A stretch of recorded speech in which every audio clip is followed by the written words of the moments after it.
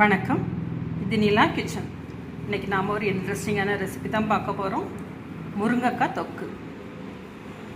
ரொம்ப ஹெல்த்தியான, அதே டைமில் ரொம்ப நியூட்ரிஷன் உள்ள ஒரு முருங்கைக்காய்.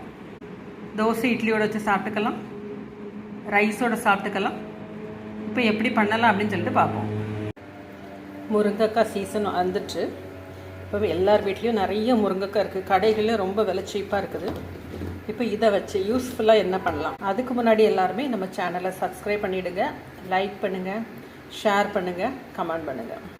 முருங்கைக்காய் எல்லாமே நம்ம சின்ன சின்னதாக கட் பண்ணுவோம். இதே போல் கட் பண்ணி எடுத்தாச்சு. இப்போ இதை வேக வச்சு எடுத்துருவோம்.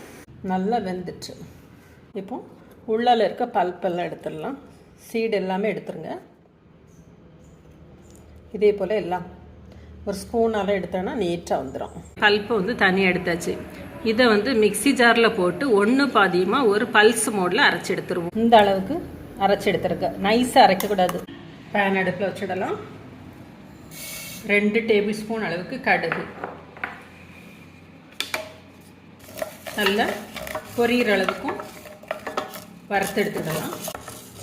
கடுகு பொரிஞ்சிச்சு. இதை ஆஃப் பண்ணிடலாம். 1 டேபிள் ஸ்பூன் அளவுக்கு வெந்தயம் இது பொரிஞ்சிச்சு. இதுவும் சேர்த்து கடுகோடு தட்டிடுவோம்.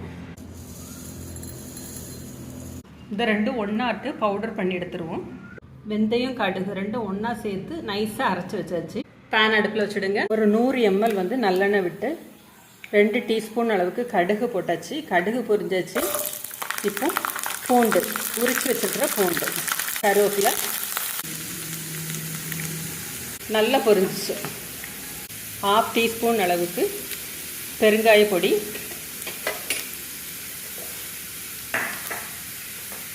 கரைச்சி வச்சிருக்கிற திக்கான எலுமிச்சை அளவு புளி சேர்த்து நல்லா கொதிக்கட்டும். அந்த ஈரப்பதம் நல்லா போகிற அளவுக்கு, தண்ணியெல்லாம் போகிற அளவுக்கு நல்லா கொதித்து வற்றி வரட்டும். அதுக்கப்புறமா பார்க்கலாம். நம்மளோட புளி வந்து நல்லா கொதித்து எண்ணெய் பிரிய ஆரம்பிச்சு பாருங்கள். எண்ணெய் தனியாகவும் புளி தனியாகவும் வந்துச்சு. இப்போ இந்த ஸ்டேஜில் 1 டீஸ்பூன் அளவுக்கு மஞ்சள் பொடி,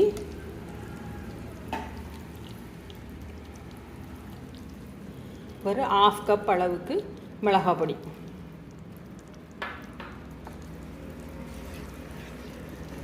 நல்லா கலந்துருங்க.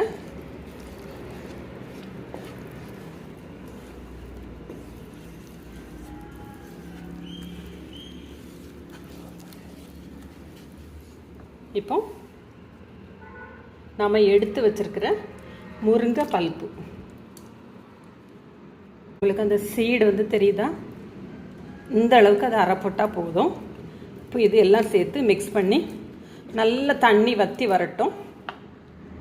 இப்போ இதுக்கு தேவையான அளவுக்கு நம்ம உப்பு சேர்த்துடலாம்.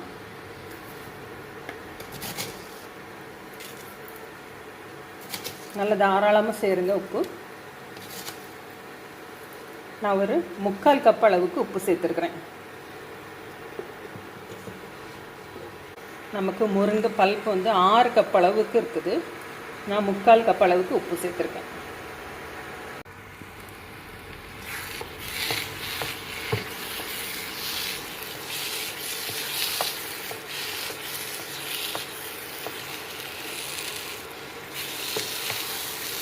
நல்லா சுருண்டு வரணும். ஈரப்பதம் அவ்வளோ போயிடணும். பாருங்கள், நம்மளோட தொக்கு வந்து நல்லா ரெடி ஆயிடுச்சு. தண்ணி எல்லாமே நல்லா வத்திடுச்சு. நல்லா சுருண்டு வருது. அப்படி கட் ஆகுது பார்த்தீங்களா? இந்த அளவுக்கு நல்லா சுருண்டு வரட்டும்.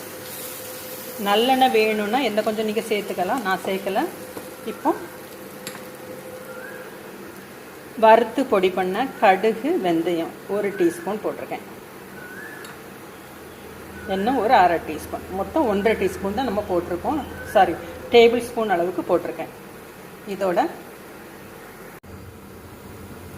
பொடிச்ச வெல்லம் 1 டீஸ்பூன் நல்லா மிக்ஸ் பண்ணி ஸ்டவ்வை வந்து ஆஃப் பண்ணிடலாம். சூடு ஆறட்டும். நம்மளோட தொக்கு வந்து நல்லா ரெடி ஆகிட்டு பாருங்கள். ஈரப்பதம் எதுவுமே இல்லை, நல்லா போயிடுச்சு. இப்போ என்ன பண்ணணுன்னா, சூடும் ஆறிட்டு மிளகாய் பொடி எடுத்த அதே கப்பில் அதே அளவுக்கு வினிகர்